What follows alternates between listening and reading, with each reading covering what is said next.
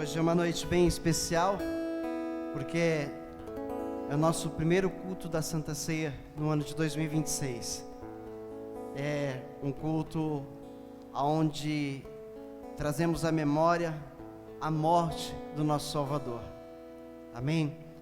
E então vamos falar da morte dele, vamos trazer à memória, vamos lembrar, vamos meditar versículo a versículo daqueles momentos finais do nosso Salvador, indo para a cruz, para ser crucificado, derramar o seu sangue para pagamento dos nossos pecados. Eu quero que você abra a tua Bíblia em Marcos, no capítulo 14. Marcos, capítulo 14, nós vamos pegar a partir do verso 32.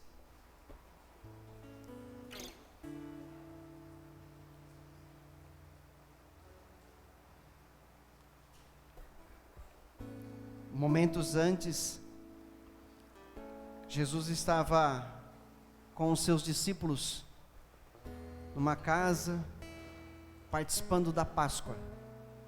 Momentos antes ele está comendo com os discípulos, anunciando mais uma vez a sua morte. Dali saíra o traidor, que foi entregar Jesus lá para o Sinédrio. E então Jesus parte o pão entre os discípulos, dá a eles, e diz que aquele momento, aquele pão era o seu corpo, que eles deveriam todos comer dele. Depois ele dá a eles um cálice com vinho, manda que todos dele bebam, e diz que aquele é o seu sangue, o sangue da nova e eterna aliança, e que ele não beberia mais daquele cálice, daquele vinho, até o dia em que ele beberia com todos o vinho novo, que estaria preparado pelo Pai em seu reino. Então, na sequência, Jesus canta um hino com os discípulos ao Senhor, e eles vão em direção ao Getsêmani, onde Jesus vai fazer a sua última oração, por 3 vezes. Então, verso 32, diz assim: então foram para um lugar chamado Getsêmani, e disse Jesus aos seus discípulos: sentem-se aqui enquanto eu vou orar.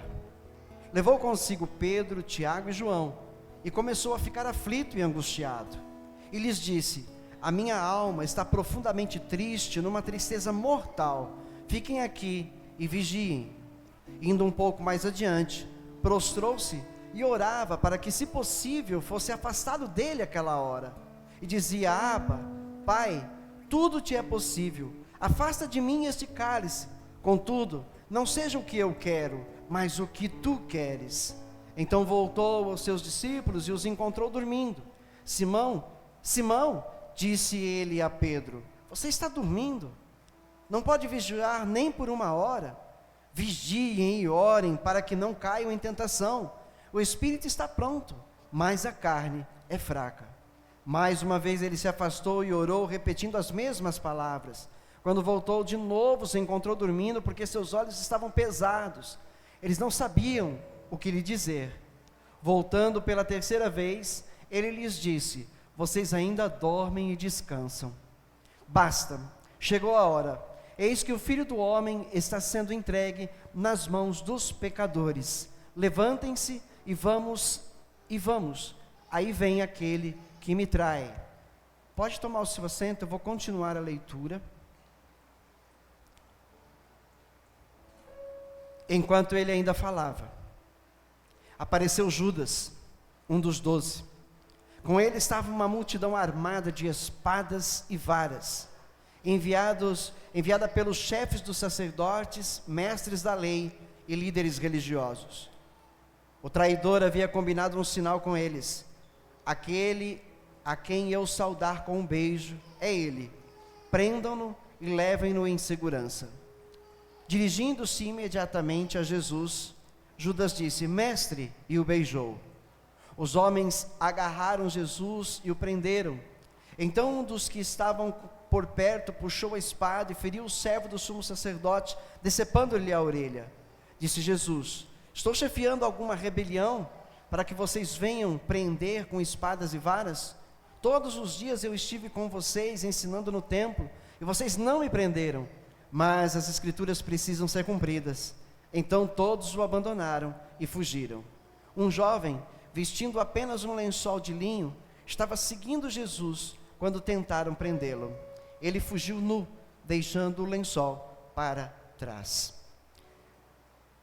Essa leitura vai ser um pouco extensa, mas eu vou fazer uma pausa. Nós vamos orar e eu vou falar algumas palavras antes de continuar. Pai, no nome santo de Jesus, mais uma vez, oramos aqui e pedimos para que a Tua palavra esteja penetrando profundamente o nosso interior, Pai. Sarando, Senhor, as nossas feridas, Senhor, curando, Senhor, meu Pai, todo o nosso interior, fazendo-nos novas criaturas o tempo todo, Pai, para andarmos sempre em novidade de vida. Que esta palavra, Senhor, venha com poder e com a autoridade do reino, no nome de Jesus. Ela opera em nós tanto o Teu querer quanto o Teu efetuar, Senhor. Encontre em nós, meu Pai, todos os dias a boa terra, para que essa semente continue germinando, para que ela continue sendo regada pela Tua palavra e continue germinando, crescendo, dando frutos, Pai, frutos de justiça, que louvem e glorifiquem o Teu nome nessa terra. Pai, continue falando conosco, enquanto nessa terra estamos, Pai, para não nos desviarmos do caminho da verdade. Eu Te peço assim por mim e por nós todos que aqui estamos, Pai, no nome de Jesus. Amém. Amém? Glória a Deus. Amados, esse é o evangelho considerado o evangelho mais velho, o mais antigo, o primeiro a ser escrito, né? Entre a teologia, entre os teólogos, há uma unânime concordância em que Mateus e Lucas, eles também usaram desse evangelho para escreverem também o evangelho que leva seus nomes acima. E considerado o mais velho, ele é com certeza um evangelho onde você tem a base para toda a crença em Cristo Jesus e ao que Ele fez até a cruz do Calvário e a sua ressurreição por nós. Amém? E os Mateus e Lucas, junto com Marcos, eles são chamados de evangelhos sinóticos, porque eles são muito semelhantes, eles são muito parecidos, né? Muitas passagens que nós vemos e lemos em Marcos, também são repetidas em Lucas e em Mateus. Somente João, né, tem poucas passagens semelhantes a desses três evangelhos. João, ele se aprofunda muito mais, né, na parte espiritual, se aprofundando nela de tal maneira para transmiti-la ou retransmiti-la à igreja. Amém? Ele vai em temas ainda mais profundos no seu evangelho. Segundo dito, Mateus escreveu para os judeus e Marcos, ele escreveu para os romanos, sendo Lucas escrevendo para os gregos, ou seja, povos diferentes, povos que pensavam diferente, povos de culturas diferentes. Veja que o Senhor Deus, Ele pensou em tudo, para que todos pudessem ouvir a palavra que leva à vida eterna, a palavra de Deus, né? Sendo só João escrevendo para a igreja especificamente. Então, em Marcos, nós lemos, e eu acredito que alguns de nós, na leitura, já identificaram que faltou algumas coisas. Por quê? Porque nós já estamos habituados a ler muito em Mateus, já estamos habituados a ler muito em Lucas, então parece, e João também, né? Algumas coisas não estão aqui nesse trecho já lido, algumas coisas não estão explicadas, né, de maneira mais específica, simplesmente foi declarado os acontecimentos sem ser de uma forma específica em detalhes. É toda a verdade, porém não em detalhes. Amém? Por isso eu vou citar alguns dos detalhes para a gente poder ficar mais familiarizados, ok? Aqui diz que enquanto Jesus estava conversando ainda com seus discípulos no Getsemane, depois que eles saíram do Getsemane, né, que eles foram para onde Jesus seria preso, no Monte das Oliveiras, diz que Judas chegou à frente com uma multidão armada, de espadas e varas, e ele fala com os líderes religiosos, né, que o sinal para que eles identificassem quem era Jesus seria um beijo que ele daria em sua face, certo? Por quê? Jesus não era uma pessoa diferente das demais pessoas. Jesus era um homem comum. Ele era galileu. Era um homem galileu, nascido na Galileia. Então ele tinha todas as características de qualquer outro galileu. Nem mais bonito, nem mais feio, né? Nem olhos azuis, nem cabelo loiro, comprido. Não era essa, né? A face de Jesus, não era essa a fisionomia de Jesus. Ele era simplesmente um homem comum, como qualquer outro. Ele, junto com os seus discípulos, seria difícil alguém que não o conhecia, identificá-lo. Não, aquele lá é Jesus, porque ele era parecido com seus discípulos, seus discípulos eram parecidos com ele. Então, por isso, Judas disse, o sinal será esse, o homem que eu beijar na face, este é Jesus. Entenderam? E aí, assim ele faz. O traidor havia combinado um sinal com eles, aquele, no verso 44, a quem eu saudar com um beijo, é ele, prenda-no e leve-no em segurança. No 45, dirigindo-se imediatamente a Jesus, Judas disse, mestre, e o beijou. E aí então diz que os homens agarram Jesus. Porém, nós vamos para o Evangelho de Lucas, e no Evangelho de Lucas, diz que Jesus pergunta para Judas, né? Judas, com um beijo, você me trai? Com um beijo você me traiu? Vamos lá, Lucas 23. Vamos em Lucas 23, para a gente complementar esse versículo. Aleluia.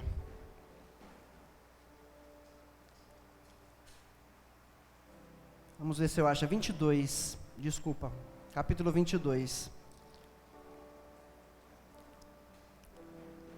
No verso 47. Enquanto ele ainda falava, apareceu uma multidão conduzida por Judas, um dos 12. Este se aproximou de Jesus para saudá-lo com um beijo. Aí você percebe, olha só que legal.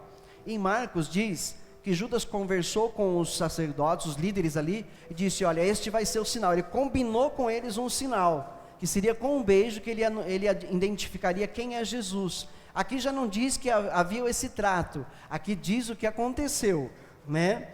Diz o seguinte, enquanto ainda ele falava, apareceu a multidão conduzida por Judas, um dos 12, este se aproximou de Jesus a saudá-lo com um beijo. Mas Jesus lhe perguntou, Judas, com um beijo, você está traindo o Filho do Homem? Você viu? Não foi imediatamente sendo agarrado. Ainda houve um tempo para um diálogo entre Jesus e Judas. Aí o verso 49, ao verem o que ia acontecer, percebe? Que lá fala em Marcos, diz que os discípulos já, queriam atacá-los. E aqui diz, ao verem o que ia acontecer, os que estavam com Jesus disseram, Senhor, atacaremos com espadas? Veja que os discípulos estavam todos armados. Todos eles possuíam espadas também. E aí Jesus, no verso 50, não diz o que Jesus respondeu. Diz que um deles feriu o servo do sumo sacerdote, decepando-lhe a orelha direita. E outro evangelho diz que este era Pedro. Foi Pedro quem puxou a espada e que cortou a orelha. Percebe que cada um tem um ângulo de explicação do que aconteceu? Todos os 4 evangelhos são a verdade dos fatos. Todos os 4 evangelhos são a verdade dos fatos. Porém, cada um contado de um ponto de vista diferente. Alguém estava mais próximo de Jesus, outro ouviu relatos para escrever, e assim por diante. Todos eles dizem a verdade. Na verdade, os 4 evangelhos, eles se complementam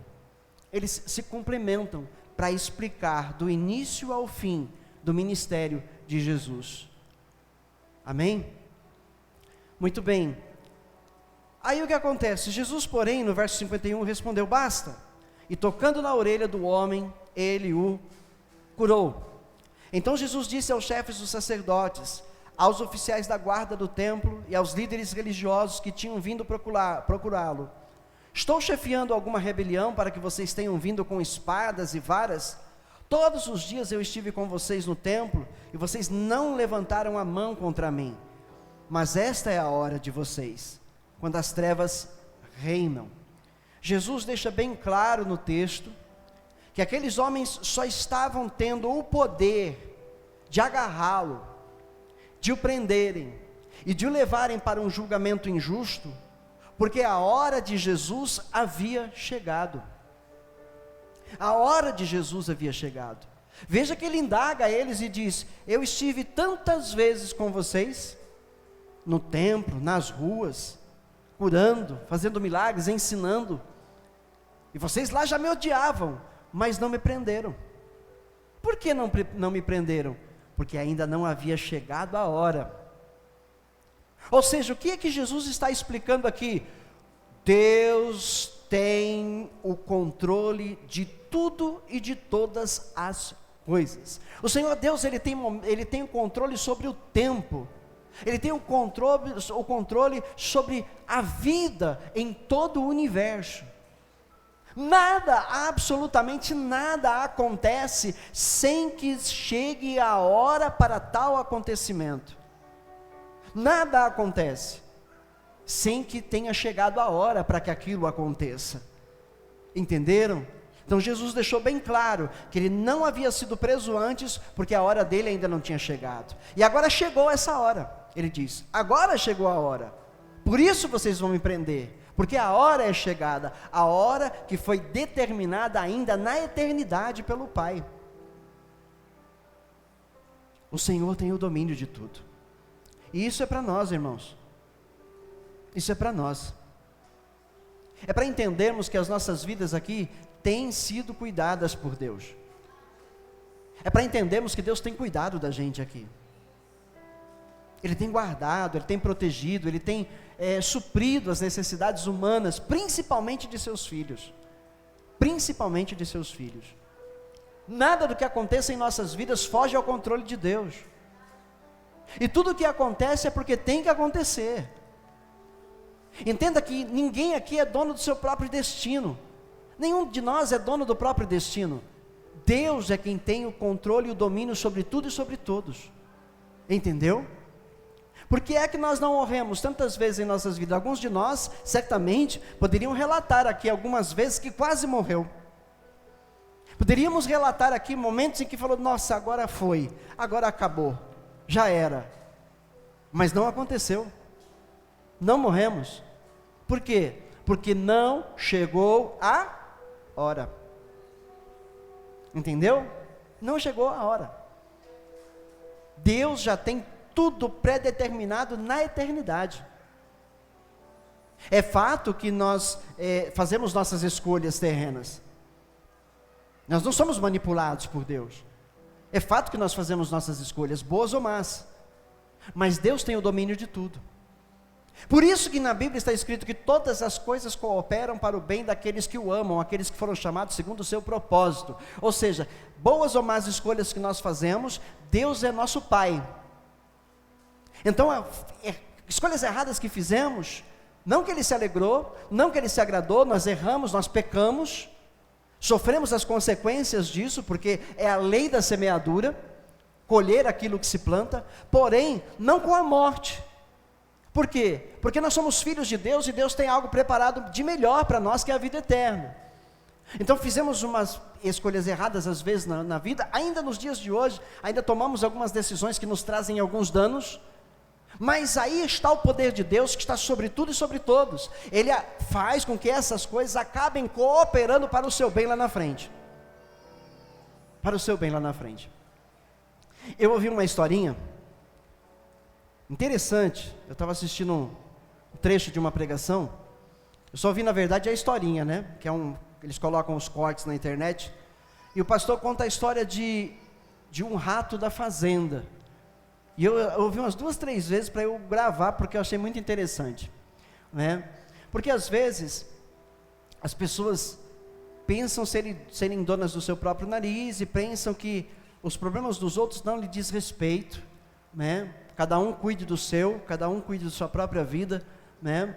Ou seja, muitos acabam omitindo a ajuda aos que precisam dele, e muitas vezes ele não entende que se ele não fizer o que tem que ser feito em favor dessas outras pessoas, os danos vão cair sobre ele também. E aí diz assim, que o rato, ele estava lá no buraquinho lá da casa, olhando dentro da casa, e ele viu a dona da casa chegar com um presente, com um embrulho, e ele pensou, deve ser comida, aí diz que a mulher começou a desembrulhar, e ele todo feliz, esperando que seria comida, mais tarde ele poderia atacar. Quando ela termina de desembrulhar, era uma ratoeira, e ela começa a falar com os demais, que agora ela vai pegar aquele rato, e ele fica todo preocupado, e aí então, ele se desespera, e ele vai, né, atrás dos outros animais, para ver se os outros animais poderiam ajudá-lo. E o primeiro animal que ele vai atrás é a galinha, e ele chega na galinha e fala, dona galinha, estamos com um problema muito sério na fazenda. E ela diz, o que foi? A dona comprou uma ratoeira, precisamos pensar em uma estratégia de sumir com aquele troço, senão aquilo lá vai trazendo grandes problemas para nós. E a galinha falou, problema seu, rato, eu nada tenho a ver com ratoeira, ratoeira é para pegar rato, eu sou galinha, então se vira, problema seu. Ele saiu chateado, triste, porque ela não quis ajudar, e aí ele vai até o porco, ele chega no porco e diz, porco, seu porco, estamos com um grande problema na fazenda, uma ratoeira foi comprada, isso vai trazer grandes problemas para nós na fazenda. E o porco fala, eu sou porco, o que eu tenho a ver com ratoeira? Tem nada a ver comigo ratoeira, isso é problema seu, rato, se vira, veja lá o que você consegue fazer. E deu as costas para o rato. Por fim, o rato foi até a vaca, e chegou na vaca, ele disse, dona vaca, e explicou a mesma história. E a vaca disse para ele, o que é que eu tenho a ver com isso, rato? Isso é um problema seu, eu sou uma vaca, que medo terei de uma ratoeira? Que mal me fará uma ratoeira? Se vira, rato, o problema é só seu. E aí então, ele volta, chateado e angustiado, e de repente, essa mulher, ela ficou doente, ela foi picada. O que aconteceu? Na madrugada, a ratoeira pegou, o quê? A cauda de uma cobra venenosa, e aquela mulher, ela escutou o barulho e falou, pegou o rato. Ela se levantou no escuro, meio atordoada, e foi lá pegar a ratoeira. Quando ela foi pegar a ratoeira, a cobra picou ela, gritou, o marido acordou, correram, foi levar, né, para o médico, e aí ela ficou internada alguns dias, né, e não conseguiam sarar ela de jeito nenhum. Ela por fim teve alta e voltou para casa, parece que está tudo bem, mas ela adoece novamente, a febre dela fica muito alta a febre dela. E aí então, né, o dono da casa, o marido dela, ele pensou, o que eu vou fazer? O que é bom para a febre, né? Algum tipo de comida boa, algum caldo, alguma coisa bom para a febre, o que seria? Canja de galinha. Mandou matar a galinha, para fazer a canja, para dar para a mulher. Isso porque o problema era só do rato, entendeu? Muito bem, aí dão a canja e cuidam da mulher, mas ela continua piorando, ela continua ficando mal, né? Aí os amigos vêm visitar, os amigos ficam sabendo do acontecido, de como ela está, então os parentes vêm visitar, alguns parentes, né? Poucas pessoas começam a visitar, estão todas lá reunidas, o dono da casa pensa, nossa, tem muita gente aqui em casa, o que eu faço? Eu tenho que fazer um almoço, né, tem que ter carne para todo mundo aqui. O que ele pensou? Vou mandar matar o porco. Aí pegou o porco, matou o porco e fez carne para todo mundo comer e almoçar. Isso porque o problema era só do rato. Aí, não bastante, a mulher não aguenta e morre. Ela morre.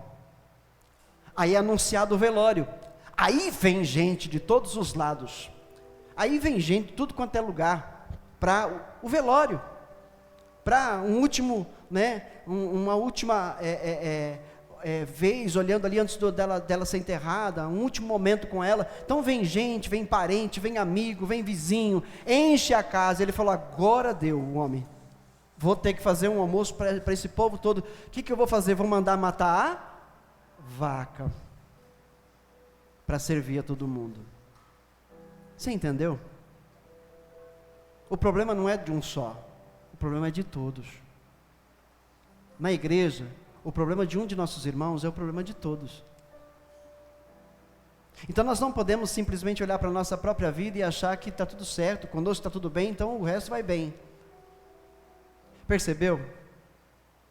Então, é algo para encaixar aqui, para nós vermos a necessidade de nós confiarmos em Deus, tendo a certeza de que Ele está conosco, cuidando de todos nós, e porque nós confiamos em Deus dessa maneira, nós entendemos que precisamos estar unidos, juntos, nos ajudando uns aos outros, cooperando uns com os outros. Os discípulos estavam ali com Jesus, e eles estavam prontos para ajudar Jesus. Eles estavam totalmente prontos para ajudar. Eles dizem: mestre, quer que ataquemos com as nossas espadas? Eles não estavam com medo. Diferente de pregações que eu já tenho ouvido, os discípulos não ficaram com medo. Eles estavam prontos a defender Jesus. Tanto que eles perguntam, e o Pedro, mais afoito, ele nem esperou a resposta de Jesus, ele foi para cima de um soldado e cortou a orelha dele. Entendeu? Agora, depois então, quando Jesus manda cessar, quando Jesus fala para Pedro: não, no outro evangelho ele diz: aquele que fere a espada é necessário que morra também a espada. Então ele diz: não, Pedro, guarda a tua espada. Não pensem vocês que se eu quisesse, meu pai não enviaria aqui 12 legiões de anjos para me livrar desse momento. Mas não, é chegada a minha hora. Entende? Então os discípulos não tiveram medo, estavam unidos a Jesus, prontos a defendê-lo. Quando Jesus diz basta, não, aí então Jesus se deixa prender. Aí quando eles lançam as mãos de Jesus e o prendem, e os discípulos não podem fazer nada, aí sim os discípulos se amedrontam. Perdemos o nosso mestre. Aí sim eles se dispersam, aí eles fogem. Entendeu? Amém?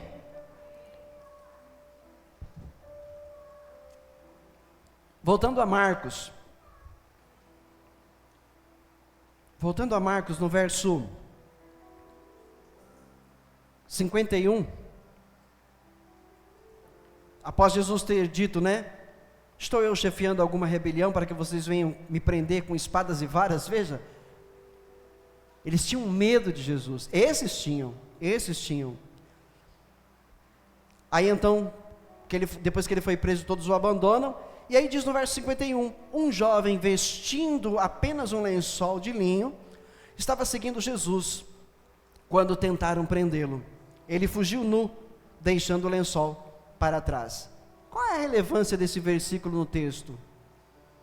Não era um dos discípulos, era um jovem que viu tudo o alvoroço, ele se embrulhou num lençol, e porque ele ficou curioso, foi ver o que estava acontecendo.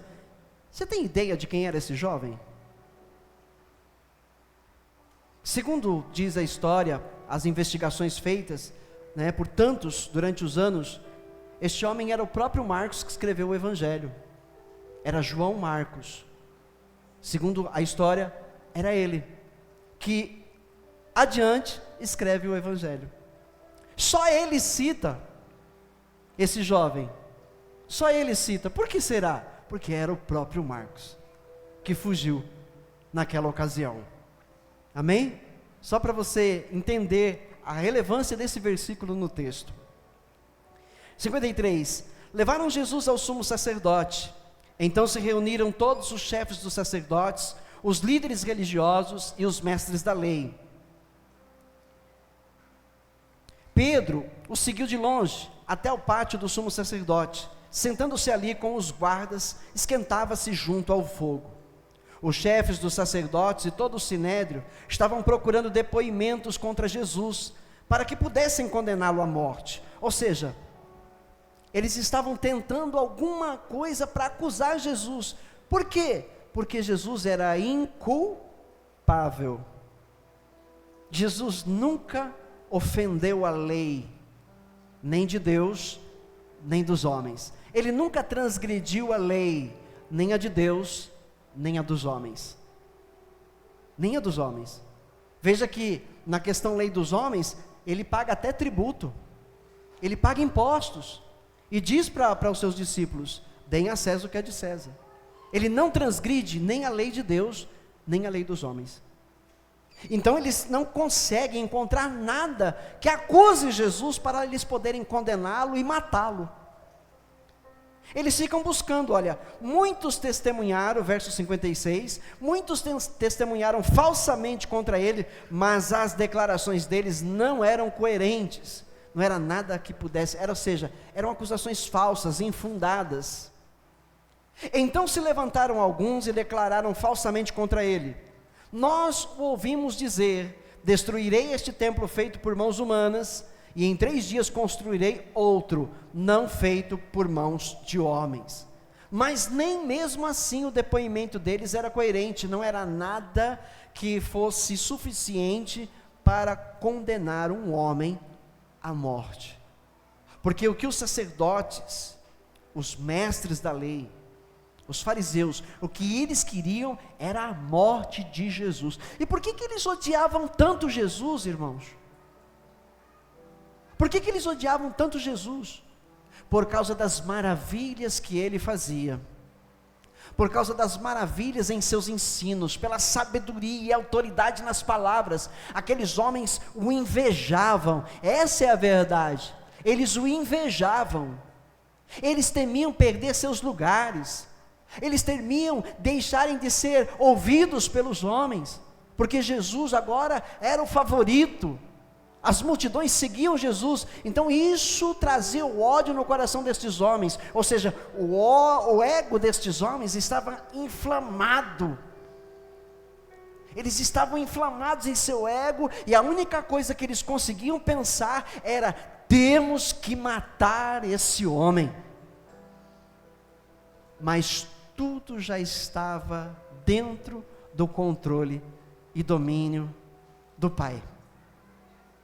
Para isso Jesus veio, para isso ele veio, amém? E aí eles perguntam: você não vai responder à acusação que estes lhe fazem? Mas Jesus permaneceu em silêncio e nada respondeu. Outra vez o sumo sacerdote lhe perguntou: você é o Cristo, o Filho do Deus bendito? E aí, Jesus fala o que não devia. Humanamente dizendo, né? Humanamente falando, ele abre a boca e fala algo que o incriminaria, mas ele o fez de propósito, e ele não mentiu, e nem omitiu. Você é o Cristo? É o Filho do Deus Altíssimo? Jesus responde: sou, disse Jesus, sou. E vereis o Filho do Homem assentado à direita do Todo-Poderoso, vindo com as nuvens do céu. O sumo sacerdote, rasgando as próprias vestes, perguntou: por que precisamos de mais testemunhas? Vocês ouviram a blasfêmia? Que acham? Ou seja, Jesus ter declarado ser o Filho do Deus Altíssimo, o Cristo que havia sido prometido nas Escrituras do Velho Testamento, né? Para aqueles homens que não criam nele, aquilo foi blasfêmia, e era suficiente para eles condenarem aquele homem à morte. Todos o julgaram digno de morte. Então alguns começaram a cuspir nele, vendaram-lhe os olhos, e dando-lhe murros, diziam: profetize. E os guardas o levaram, dando-lhe tapas. E aí o sofrimento do nosso Salvador começa a se intensificar. Horas antes no Getsemane, Jesus está orando, E enquanto ele ora, o Espírito lhe mostra tudo o que ele vai sofrer, lhe mostra tudo o que vai acontecer com ele. Por isso Jesus ora ao Pai: Pai, se for possível, afasta de mim esse cálice. Ou seja, Jesus ficou profundamente angustiado. O texto diz que lá em Lucas, que ele começou a suar de angústia, e era um suor frio, e eram gotas de sangue que caíam na terra. O suor dele era algo que se transformara em sangue, e a medicina diz que isso é possível, né? A medicina diz que isso é humanamente possível, devido ao tamanho angústia, tamanho sofrimento, a tamanha dor, é possível. Então quer dizer, é algo que realmente aconteceu com o nosso Salvador. Ele suou gotas de sangue, e ele disse: Pai, se for possível, me afasta disso tudo. Humanamente, Jesus é um homem humano, é um ser humano, ele tem sentimentos, ele sente dor. Então ele clama ao Pai que, se fosse possível, o afastasse daquilo, mas ele se lembra que não é a sua vontade que tem que ser feita, ele se lembra que não é a sua vontade que tem que ser atendida, ele se lembra que é a vontade do Pai. Então em sequência ele diz: todavia não seja feita a minha vontade, mas a tua, Pai. E é nisso que eu e você, nós cristãos é o quê? O que é um cristão? Cristão, ele é chamado cristão porque ele se parece com Jesus. Ele foi denominado cristão por se parecer com Jesus, por seguir os seus ensinos, por obedecer aos seus ensinos.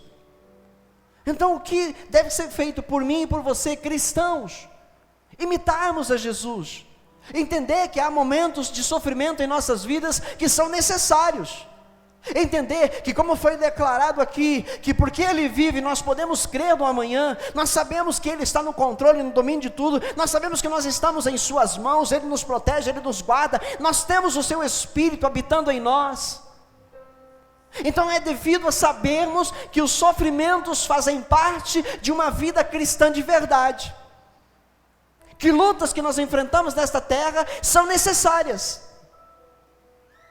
que uma enfermidade ou outra é necessário passar por elas, que morrer antes da vida de Jesus talvez seja necessário, porque já perdemos alguns que amamos. Então entendemos que tudo isso faz parte dos planos de Deus para cada um de nós que temos o nosso nome escrito no livro da vida. O sofrimento é uma marca que define o homem como cristão.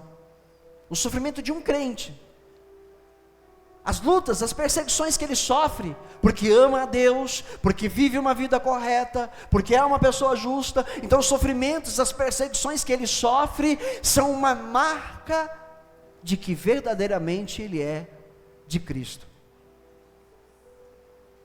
Cristo vai sofrer, ele já está sofrendo, já está se identificando, já começou, ele já está preso, ele está sendo julgado já, ele já começa a apanhar. E por que ele apanha? Porque ele é cuspido, porque ele é esmurrado, porque ele amou, porque ele fez o bem, porque ele foi uma pessoa correta, porque ele só agiu com a verdade, e é por isso que ele está sendo odiado.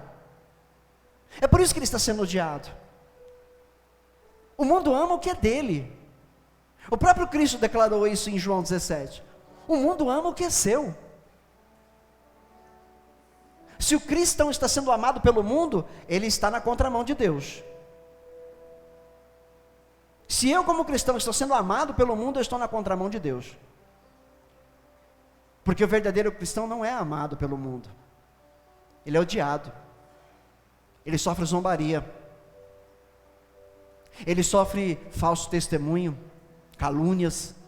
Sofre, por quê? Porque é uma pessoa correta, porque ama a verdade, porque é defensor dessa verdade. Ele também procura viver essa verdade o tempo todo. Por isso vem o ódio. E Jesus está começando a sofrer por causa disso. Só começou o sofrimento de Jesus aqui. Oh Senhor da glória, Vamos lá. Vamos continuar nossa leitura aqui. 53. Levaram Jesus ao sumo sacerdote, e então se reuniram todos os chefes dos sacerdotes, os líderes religiosos, os mestres da lei. Pedro seguiu de longe até o pátio do sumo sacerdote, sentando-se ali com os guardas, esquentava-se junto ao fogo. Os chefes dos sacerdotes, todo o sinédrio, estavam procurando depoimentos contra Jesus, para que pudessem condená-lo. Mais uma vez, não encontraram, tentaram daqui, tentaram dali. Ele falou que construiu o templo e em 3 dias ele derrubaria, em 3 dias ele reconstruiria, e que o templo não seria feito por mãos de homens e nada. Aí então um deles pergunta: você é o Cristo, Filho de Deus? Jesus diz: eu sou. Aí começou o sofrimento. Já foi vendado os olhos, já tomou murros, e os homens batiam em Jesus e zombavam dele: você não é o Cristo, você não é um profeta, profetiza quem foi que te bateu. E aí, lá no verso 66, depois que tudo isso acontece, os guardas pegam e levam ele. Estando Pedro embaixo do pátio, uma das criadas do sumo sacerdote passou por ali, vendo Pedro a aquecer-se, olhou bem para ele: você também estava com Jesus, o Nazareno. Contudo ele o negou, dizendo: não o conheço, nem sei de quem você está falando, e saiu para o alpendre. Quando a criada ouviu, disse novamente aos que estavam por perto: este aí é um deles. De novo ele negou. Pouco tempo depois, os que estavam sentados ali perto, disseram a Pedro: certamente você é um deles, você é galileu. Ele começou a se amaldiçoar e a jurar: não conheço de quem vocês estão falando. E logo o galo cantou pela segunda vez, como Jesus tinha dito. Os discípulos disseram: de maneira nenhuma, nós vamos até onde o Senhor for, nós vamos juntos. E aí Pedro falou assim: ainda que eu tenha que morrer com o Senhor, não vou te negar. E Jesus tinha dito para ele: você vai me negar ainda hoje, antes que o galo cante. E aqui aconteceu. Mas um outro evangelho nos conta que nesse momento em que o Pedro ele nega Jesus, no momento em que ele nega Jesus, Jesus ao longe está sendo lá julgado injustamente, e está vendo Pedro. O texto diz que ele olha para Pedro, e Pedro naquele momento olha para Jesus, e aí cai a ficha de Pedro, e Pedro chora amargamente, porque se lembrou das palavras que Jesus tinha dito: você ainda vai me negar hoje 3 vezes, antes que o galo cante.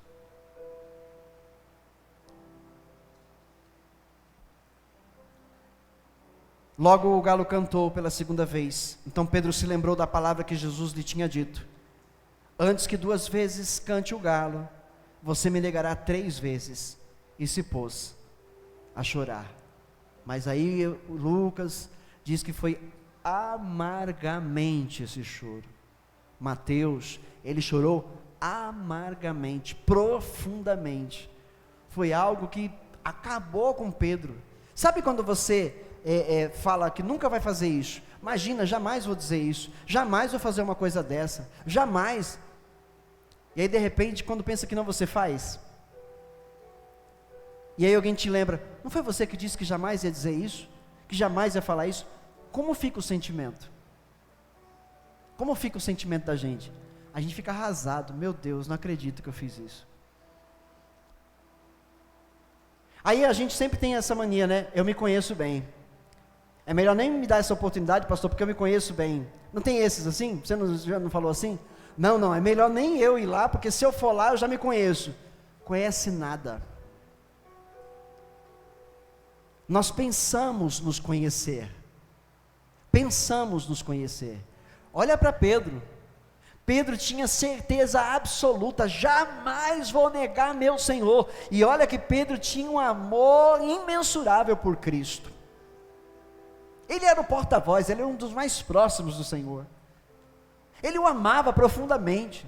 Jamais, ainda que eu tenha que morrer com o Senhor, nunca, jamais. Nega Jesus 3 vezes, e depois, quando cai a ficha, ele fica amargurado no profundo, ele chora. Acabou a vida de Pedro. A gente pensa que se conhece. Olha lá em Jeremias, né?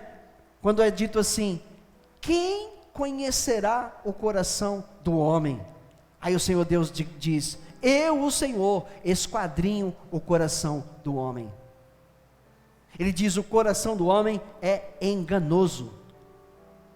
Então, irmãos, temos que tomar muito cuidado, porque às vezes nós pensamos nos conhecer, mas numa hora de dificuldade, numa hora de nervoso, numa hora de conflito, talvez algo de nós aconteça, algo saia por nossa boca, ou alguma ação venha acontecer através das nossas mãos, que nós mesmos fiquemos depois assustados conosco,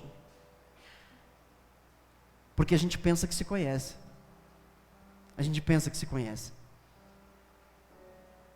Nunca teve uma situação assim parecida com você? Com certeza alguns de nós já tivemos algumas situações assim. Meu Deus, não acredito que eu falei uma coisa dessa. Meu Deus, não acredito que eu fiz isso. Meu Deus, não acredito que eu não ajudei aquela... Não. Já passamos por isso. E se não passamos, vamos passar. Então, confie no Senhor. O Senhor é quem sabe. O Senhor é quem me conhece por dentro e por fora. O Senhor me conhece melhor do que eu mesmo. Por quê? Porque foi Ele quem nos fez. Foi Ele quem nos deu a vida. Ele sonda os nossos pensamentos, as nossas intenções. Ele sonda, lembra do Salmo 139? Ele sonda a gente, Ele nos conhece, o sentar, o levantar. Antes de abrir a boca, Ele já sabe o que vai falar. Então por isso Ele disse aquilo sobre Pedro: ainda esta noite você vai me negar 3 vezes antes que o galo cante. Amém? Glória a Deus. Aleluia. Capítulo 15. De manhã bem cedo, os chefes dos sacerdotes com os líderes religiosos, os mestres da lei e todo o sinédrio chegaram a uma decisão. Amarrando Jesus, levaram-no e o entregaram a Pilatos. Ele já está nas mãos de Pilatos. Aí Pilatos diz: você é o rei dos judeus? Tu dizes, respondeu Jesus. Os chefes dos sacerdotes o acusavam de muitas coisas. Então Pilatos lhe perguntou novamente: se você não vai responder? Veja de quantas coisas estão te acusando. Deixa eu abrir um parênteses aqui, né? Nós vemos em Lucas que Pilatos, ele começa a questionar a Jesus, e aí quando ele entende que Jesus é galileu, ele diz: não sou eu quem tem que julgar você, você não é da minha jurisdição, você é um galileu, você é da jurisdição de Herodes. E aí então ele manda que eles levem Jesus para Herodes. Aí Jesus comparece perante Herodes, e Herodes se alegra.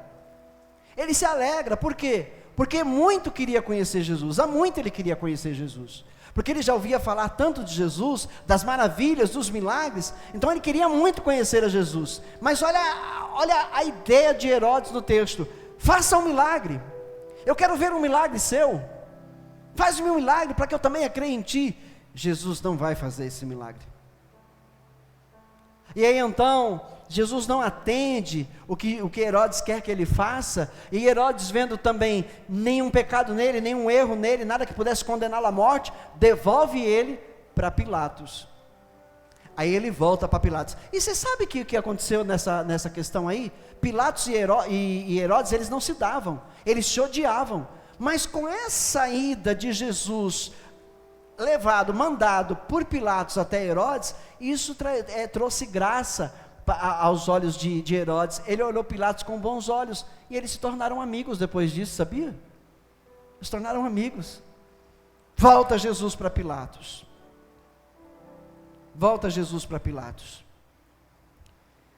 Então Pilatos, no verso 4, lhe perguntou novamente: você não vai responder?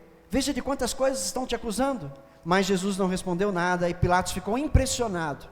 Por ocasião da festa, era costume soltar um prisioneiro que o povo pedisse. Um homem chamado Barrabás estava na prisão com os rebeldes que haviam cometido assassinato durante uma rebelião. A multidão chegou e pediu a Pilatos que lhe fizesse o que costumava fazer. Vocês querem que eu lhes soltem o rei dos judeus? Perguntou Pilatos, sabendo que fora por inveja que os chefes dos sacerdotes lhe haviam entregado Jesus. Percebe? Olha, Pilatos é um homem inteligente. Ele entendeu o que estava acontecendo. Ele viu o ego inflamado daqueles homens. Ele viu que aqueles homens estavam agindo assim por ódio, por inveja. Eles não queriam que Jesus continuasse vivo. Estava tirando o brilho deles. Jesus estava tirando o brilho daqueles homens. Isso muitas vezes acontece de maneira bem em menor escala com a vida da gente. Às vezes você está numa empresa trabalhando, você começa a se destacar e você começa a arrancar elogios do chefe ou do patrão, e aí aqueles outros que estão ao redor começam a olhar para você com outros olhos. Queridinho do chefe. Nunca passou por isso? Queridinho do chefe, queridinha do chefe, né? Aí eles começam a zombar, aí eles começam a armar armadilhas para essa pessoa errar, para que o chefe possa odiá-lo, possa mandá-lo embora. Ou você nunca viu isso acontecer? Ou isso nunca aconteceu com você? Isso é realidade dos dias de hoje também. Veja que desde sempre foi assim. Jesus estava sendo odiado por inveja. Por inveja. Eles não criam que Jesus era o Filho de Deus, e Jesus só fazia coisas boas, Jesus fazia milagres que nenhum outro ser humano nessa vida podia fazer, e aquilo criou um ódio tão grande, e cegou os olhos daqueles homens, tapou os ouvidos deles. O ego deles estava tão inflamado que saiu pelos ouvidos e pelos olhos, cegou e entupiu os ouvidos. Então eles não conseguiram crer em Jesus e queriam a morte de Jesus. E assim muitas vezes a gente vive nesta terra. É só alguém realmente pensar em fazer o que é certo, o que é correto, fazer o bem, para começar a ser odiado. Enquanto você ficar calado, onde você está tudo certo. Eles estão fazendo tudo errado, estão praticando o erro, você sabe que é errado, mas fica calado. Enquanto assim você estiver, nada acontece. Mas se você entender que não pode ser passivo, você entender que você tem que abrir a tua boca e falar o que tem que ser falado, e defender a verdade, defender, né, o que é certo, o que é correto, o que louva a Deus. Se você entender isso e começar a abrir a tua boca e falar, pronto, você vai começar a ser odiado por eles. Eles vão te botar para escanteio. Você já não serve mais para andar com eles, para trabalhar ao lado deles. É assim. E aí a minha pergunta é: você deve ficar calado ou você deve agir? O que você acha? Bom, é melhor calado, porque assim eu continuo de boa. Aí é que está o erro. Se Jesus tivesse ficado calado, ele nunca teria sido odiado, e não poderia ter morrido na cruz do Calvário para nos salvar. Ele abriu a boca e falou a verdade, pregou a verdade. Ele confrontou os fariseus, ele confrontou aqueles homens maldosos, orgulhosos. Ele os confrontou em sua própria mentira, em sua própria vida medíocre. Ele confrontou e ele desnudou esses homens perante a sociedade, e foi odiado por isso.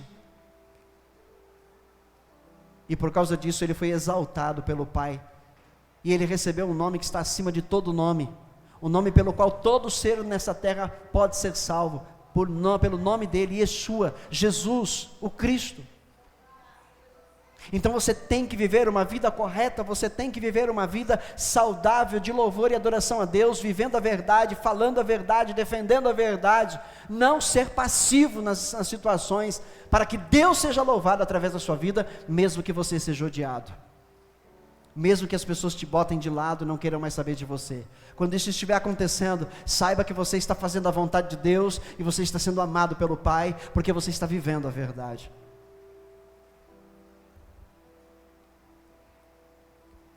Mas os chefes dos sacerdotes incitaram a multidão a pedir a Pilatos, ao contrário, soltasse Barrabás.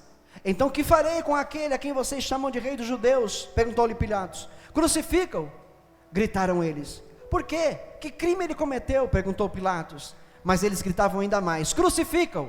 Desejando agradar a multidão, Pilatos soltou a Barrabás e mandou açoitar Jesus, e o entregou para ser crucificado. Irmãos, Jesus disse que o pecado de quem entregou Jesus às mãos de Pilatos era maior do que o pecado que Pilatos estava cometendo. Veja, Jesus, ele não absolveu Pilatos. Ele disse: você também está condenado. O seu pecado não é maior do que aquele que me entregou, ou seja, mas ele está em pecado. Por quê? Porque Pilatos, ele deveria ter defendido aquilo que ele viu que era verdade. Pilatos era um homem que ele tinha poder, ele tinha autoridade, ele podia ter defendido Jesus. E ele sabia que Jesus era inocente. Isso está esclarecido nos textos, que ele sabia que Jesus era inocente. Mas por causa da inveja daqueles homens é que eles queriam matá-lo. Ele sabia disso, ele chegou a essa conclusão. Então o que deveria ter feito Pilatos? Não vou mandar crucificar esse homem. Ele nada fez. Não, acabou. Mas nós vamos te entregar para César, dizer que você, problema de vocês. Façam o que vocês acharem que devem fazer. Essa deveria ser a atitude de alguém que conhece a verdade, que entendeu o que é verdade, porque Pilatos sabia que Jesus era inocente. Mas o ego de Pilatos também foi tocado, o seu interior, né? Também foi tocado ali. Ele foi ameaçado. Se você não fizer o que nós estamos fazendo, nós vamos dizer a César que você é inimigo dele, porque você está cobertando um rei, alguém que está se dizendo rei, e nós só temos um rei que é César. Então Pilatos, ele ficou amedrontado com isso. Ele tentou de todas as maneiras fazer com que eles compreendessem o erro, mas eles não queriam, estavam obstinados a isso. E aí então Pilatos, com medo, soltou Barrabás e mandou crucificar Jesus. Então está condenado assim como aqueles estão, a não ser que posteriormente tenha se arrependido e clamado perdão a Jesus, né? Fora isso, morreu condenado. E Jesus então foi crucificado. Eu tenho alguns minutos ainda, eu vou até o texto do último suspiro do nosso mestre. 16. Os soldados levaram Jesus para dentro do palácio, isto é, ao pretório. Reuniram toda a tropa, vestiram-no com um manto de púrpura, depois fizeram uma coroa de espinhos e a colocaram nele, e começaram a saudá-lo. Salve, rei dos judeus! Batiam-lhe na cabeça com uma vara e cuspiam nele. Ajoelhavam-se e lhe prestavam adoração. Depois de terem zombado dele, tiraram-lhe o manto de púrpura e vestiram-lhe suas próprias roupas. Então o levaram para fora, a fim de crucificá-lo. Certo homem de Cirene, chamado Simão, pai de Alexandre e de Rufo, passava por ali chegando do campo. Eles o forçaram a carregar a cruz. Por quê? Porque Jesus apanhou tanto. Ele apanhou tanto, que ele já não tinha forças para suportar o peso daquela cruz. Ele já não tinha peso para suportar o peso daquele madeiro. Dizem pesquisadores que a cruz deveria pesar em torno de 60 quilos. Era madeira pura, maciça. E Jesus não tinha forças mais para carregar. Ele começou a carregar e não conseguiu. Aí então eles forçaram esse homem a carregar a cruz para ele até o local onde ele seria crucificado. Levaram Jesus, verso 22, ao lugar chamado Gólgota, que quer dizer lugar da caveira. Eles dizem que esse lugar era chamado lugar da caveira porque diz que a rocha, né, onde no cume eles fizeram a crucificação, dizem que tinha um formato de uma caveira. Olhava assim, é abstrato, né? Então dava para ver uma caveira. Então apelidaram aquele lugar de Gólgota, lugar da caveira. Aí, no verso 22, então levaram ele ao lugar chamado Gólgota, que quer dizer lugar da caveira. Então lhe deram vinho misturado com mirra, mas ele não o bebeu.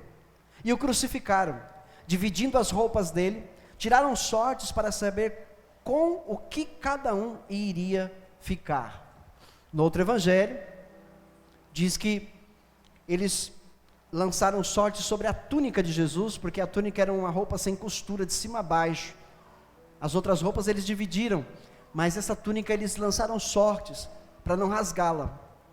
Por quê? Isso estava profetizado nas Escrituras, no Velho Testamento, e tinha que se cumprir. 25. Eram 9 horas da manhã, quando o crucificaram, e assim estava escrito na acusação contra ele: o Rei dos Judeus. Com ele crucificaram 2 ladrões, um à sua direita e outro à sua esquerda. E cumpriu-se a Escritura que diz: ele foi contado entre os transgressores, porque ele estava entre 2 ladrões. Os que passavam lançavam-lhe insultos, balançando a cabeça e dizendo: ora, você que destrói o templo e o reedifica em 3 dias, desça da cruz e salve-se a si mesmo. Imagine esse momento, irmãos. Irmãos, é uma coisa para parar e pensar, como a humanidade facilmente é influenciada. Como o ser humano é facilmente influenciado. Se você não está firme em Jesus, se você não está dando ouvidos à palavra de Deus, se você não está revestido da armadura do Senhor, se você não está aí totalmente decidido a fazer somente a vontade de Deus e nunca mais a sua, se você não está aí se firmando, meditando na palavra, orando, se você não está caminhando lado a lado com as pessoas que pensam e fazem o mesmo, você também é uma presa fácil a ser influenciado de novo pelo mundo. Quantos crentes não eram firmes na presença de Deus e hoje estão desviados? Quantos crentes não estavam pregando a verdade e hoje foram enlaçados e estão pregando a mentira, estão pregando o que as pessoas querem ouvir? Um dia foram pessoas tementes, um dia foram pessoas que creram na verdade, mas hoje estão distantes da verdade. E por que estão distantes da verdade? Porque elas não se encheram do Espírito, porque elas não permaneceram firmes na caminhada, elas começaram a andar com outras pessoas, elas começaram a dar ouvidos a outras pessoas de outras crenças, de outras religiões, acabaram sendo confundidas outra vez, e agora estão distantes de Deus. Então a humanidade facilmente é influenciada, o crente facilmente é influenciado, se ele não estiver firmado na rocha, se ele não estiver firmado em Cristo, facilmente é influenciado, irmãos, facilmente. Por que eu estou falando isso? Porque muitos daqueles que estão zombando de Jesus, muitos daqueles que estão gritando crucificam, crucificam, foram influenciados a fazê-lo, foram influenciados por estes, os fariseus, os sacerdotes, os mestres da lei, foram influenciados a gritar crucificam. Muitos, até mesmo, eu creio, até mesmo alguém que tenha sido beneficiado por Jesus, se deixou influenciar, já não crê mais em Jesus, está gritando crucificam, crucificam. Percebe o poder da influência? Percebe o poder da influência? Se nós andarmos com as pessoas erradas, será mais fácil nós errarmos com elas, do que trazermos ela para andarem no certo conosco.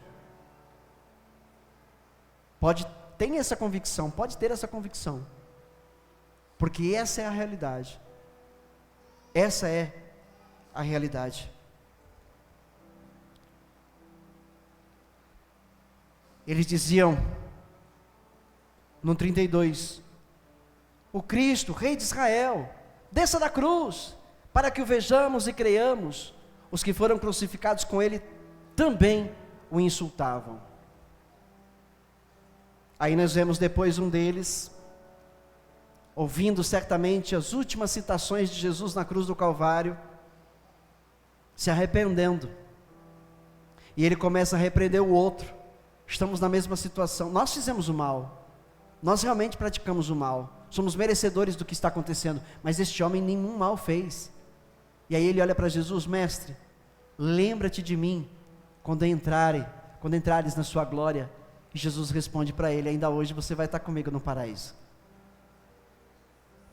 Só para explicar a questão desses dois aqui, que aqui diz que os dois insultavam, realmente os dois o insultavam, Mas certamente depois das citações de Jesus, das últimas citações de Jesus na cruz, um deles se arrepende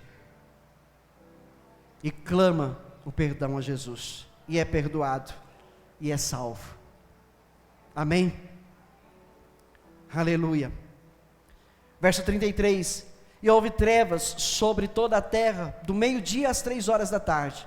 Por volta das 3 horas da tarde, Jesus bradou em alta voz, Eloi, Eloi, Yamá Sabactani, que significa, meu Deus, por que me abandonaste? Quando alguns dos que estavam presentes, ouviram isso, disseram, ouçam, ele está chamando por Elias. A pergunta é, por que eles acharam que Jesus estava chamando por Elias? Você tem ideia, não? Ele está clamando, Eloi, Eloi, Yamá Sabactani, eles dizem, ele está clamando por Elias, porque o nome de Elias significa, meu Senhor, meu Deus. Entendeu? O nome de Elias tem o significado, Senhor, meu Deus, e Yahvé, meu Deus. Ele está dizendo, Eloi, Eloi, Deus, Deus meu. E o nome de Elias significa, Senhor, meu Deus. Por isso eles ouviram, ele está clamando por Elias. Mas ele estava clamando a Deus, o Pai. Por que me abandonou? Mas ele bem sabia porque estava abandonado ali. Ele disse isso para que se cumprissem as Escrituras, para que se consumasse o que ele ali veio fazer. Porque ele sabia que tinha que ser abandonado. Quando ele clamou, se for possível me afasta desse cálice, ele havia visto que ele seria abandonado, o Pai teria que abandoná-lo por amor à humanidade, para que através dele, expiador, a expiação fosse feita, através dele, ele pudesse salvar a humanidade que viesse nele crer. Então ele disse, por que me abandonaste? Por que me abandonaste? Aleluia, aleluia. Um deles correu, embebeu uma esponja em vinagre, colocou-o na ponta de uma vara e deu a Jesus para beber, e disse, deixe-no, vejamos se Elias vem tirá-lo daí. Mas Jesus, ele grita, está consumado. Aqui não diz, o outro evangelho diz. Ele deu um alto brado. O brado em Marcos, ele gritou algo e entregou o Espírito, morreu. Mas o que ele gritou? Ele gritou, está consumado, está pago, o preço que se pediu foi pago. E aí então ele entrega o Espírito ao Senhor. Ele entrega o Espírito ao Senhor. Olha Lucas 23:46. Lucas 23:46. Jesus bradou em alta voz, Pai, nas tuas mãos entrego o meu espírito. Tendo dito isso, expirou. Olha Mateus 27:50. Mateus 27:50.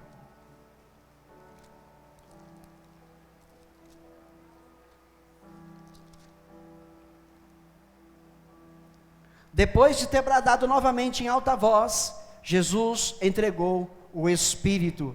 E por fim, João 19:28.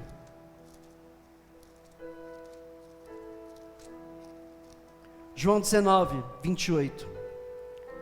Mais tarde, sabendo então que tudo estava concluído, para que a Escritura se cumprisse, Jesus disse, tenho sede. Viu por que levou lá a esponja embebida em vinagre, em Marcos? Estava ali uma vasilha cheia de vinagre, então embeberam uma esponja nela, colocaram na esponja na ponta de um caniço de isopo e ergueram até os lábios de Jesus. Tendo provado, Jesus disse, está consumado. Com isso curvou a cabeça e entregou o Espírito. Jesus estava dizendo, aquilo pelo qual eu fui enviado, foi por mim cumprido. Para isto eu vim. Para isto eu vim. E então, a humanidade recebeu a oportunidade de salvação. Um justo pelos injustos. Alguém que não fez mal a ninguém, alguém que nunca cometeu um pecado, levou sobre ele os pecados de toda a humanidade. Os meus pecados, os seus pecados, foram levados sobre ele na cruz do Calvário. Se fez maldito por causa de nós. Se fez maldito, porque está escrito em Gálatas 3,13: maldito todo aquele que for pendurado no madeiro. Jesus se fez maldito, amaldiçoado por nossa causa, para perdão dos nossos pecados. Por que eu trouxe uma mensagem assim hoje? É ceia. Façam memória de mim. Todas as vezes que vocês comerem deste pão, beberem desse cálice, vocês estão anunciando a minha morte até que eu venha. Então vamos reviver o momento pela palavra, vamos meditar na palavra, os momentos finais de Jesus, vamos ver o que ele sofreu, vamos ver pelo que ele passou por amor a mim, por amor a você. Vamos reviver, vamos tornar isso vivo em nossas mentes, para não nos esquecermos na nossa vida diária, do que ele fez por nós, para relembrarmos o tempo todo o que ele fez por nós, por amor a nós, para que nós não nos desviemos desse caminho, para que nós não olhemos para trás, para que nós não tomemos o caminho para a direita ou para a esquerda, mas sigamos firme para o nosso alvo, que é Cristo, a vida eterna. Tenhamos isso vivo dentro de nós o tempo todo. O tempo todo. Tal sofrimento só foi por uma coisa: por mim e por você. Por mim e por você. Tal sofrimento que o levou à morte, e morte de cruz. Aleluia. Abaixa a tua cabeça. Reflita, feche os teus olhos por um instante, reflita, pense. Que amor é esse? Eu não merecia, eu ainda não mereço, mas nos amaste de uma tal maneira que se entregou naquela cruz para o perdão dos meus e dos nossos pecados. Obrigado, Senhor Jesus, Yeshua. Obrigado, soberano, Pai, Filho, Santo Espírito, obrigado. Obrigado porque o Senhor veio a este mundo para me salvar. Eu ainda nem aqui estava e o Senhor veio para me salvar. Eu ainda não havia nem nascido e o Senhor veio me salvar. O Senhor já me deixou salvo naquele dia lá na cruz do Calvário. O Senhor já tinha o meu nome no seu coração. O Senhor já tinha cada um de nós no seu coração. O Senhor veio lá para nos resgatar e nos resgatou. E aqui agora estamos rendendo louvores ao Senhor. Sejamos convictos disso. Sejamos convictos disso. Para não nos deixarmos mais influenciar pelo mundo, pelas coisas terrenas, pelos caminhos tortuosos, não nos deixarmos enveredar por estas coisas, por falsas doutrinas, falsos ensinos, mas somente o Senhor, somente a Tua palavra, Pai, seja suficiente para nós. A Tua graça, só ela basta a cada um de nós. Se temos que sofrer, sofreremos por amor a Ti, sofreremos por amor ao Evangelho, sofreremos por amor ao Senhor, porque somos cristãos, somos seguidores do Salvador Jesus Cristo, somos seus discípulos. Não tememos o que pode nos fazer o mal, não tememos o que pode nos fazer o homem, não tememos, porque as nossas vidas estão em Tuas mãos, ó Senhor e Salvador. As nossas vidas lhe pertencem, nós somos comprados por um alto preço. Seu sangue derramado naquela cruz nos comprou de volta para o Rei dos Reis, Senhor dos Senhores. Por isso nada mais, Senhor, tem o poder de nos abater a ponto de desistirmos da nossa fé. Nada mais, Senhor, tem poder, meu Pai, de nos fazer desistir, porque nós somos selados pelo Teu Espírito para o dia da redenção. Nós estamos selados, nós estamos guardados, protegidos. Ninguém, nada e ninguém pode nos separar do Teu amor que está em Cristo Jesus. Aleluia, aleluia, aleluia. Se Ele é teu Deus, ame-o, sirva-o, lute para agradá-lo, porque o que Ele fez para nós é impagável, é impagável. Uma alma vale para Ele mais que o mundo inteiro, e Ele salvou tantos quantos creram nele, com a sua vida, com a sua morte na cruz do Calvário. Imagine o valor desse Deus. Aleluia. Quero chamar aqui à frente os oficiais